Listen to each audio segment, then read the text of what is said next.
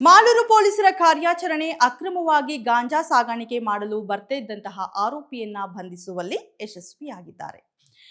ಹೊಸಕೋಟೆ ಕಡೆಯಿಂದ ಬೊಲೆರೋದಲ್ಲಿ ಅಕ್ರಮವಾಗಿ ಗಾಂಜಾವನ್ನ ಮಾರಾಟ ಮಾಡಲು ತೆಗೆದುಕೊಂಡು ಬರ್ತಾ ಇದ್ದಂತಹ ಆರೋಪಿಯನ್ನ ಬಂಧಿಸುವಲ್ಲಿ ಮಾಲೂರು ಪೊಲೀಸರು ಯಶಸ್ವಿಯಾಗಿದ್ದಾರೆ.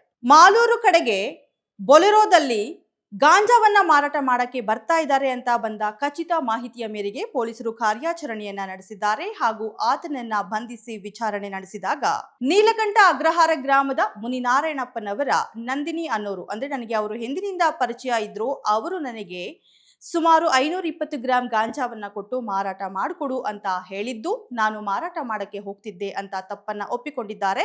ಈ ಒಂದು ನಿಟ್ಟಿನಲ್ಲಿ ನಂದಿನಿ ಅವರನ್ನ ಕೂಡ ಅರೆಸ್ಟ್ ಮಾಡಿ ಕಾನೂನು ರೀತಿ ಕ್ರಮವನ್ನ ಕೈಗೊಂಡಿದ್ದಾರೆ. ಹಾಗೇನೆ 520 ಗ್ರಾಂ ತೂಕದ ಒಣ ಗಾಂಜಾವನ್ನ ವಶಪಡಿಸಿಕೊಂಡು ಸುಮಾರು 5 ಲಕ್ಷ ಬೆಲೆ ಬಾಳುವ ಬೊಲೆರೋವನ್ನ ಕೂಡ ವಶಪಡಿಸಿಕೊಂಡು ಕಾನೂನು ರೀತಿ ಕ್ರಮವನ್ನ ಕೈಗೊಳ್ಳಲಾಗಿದೆ. ಮತ್ತಷ್ಟು ಇಂಟ್ರೆಸ್ಟಿಂಗ್ ಸುದ್ದಿಗಳಿಗಾಗಿ ನೋಡ್ತಾ ಇರಿ ಯು ಟೈಮ್ಸ್ ಕನ್ನಡ, ಸದಾ ನಿಮ್ಮೊಂದಿಗೆ.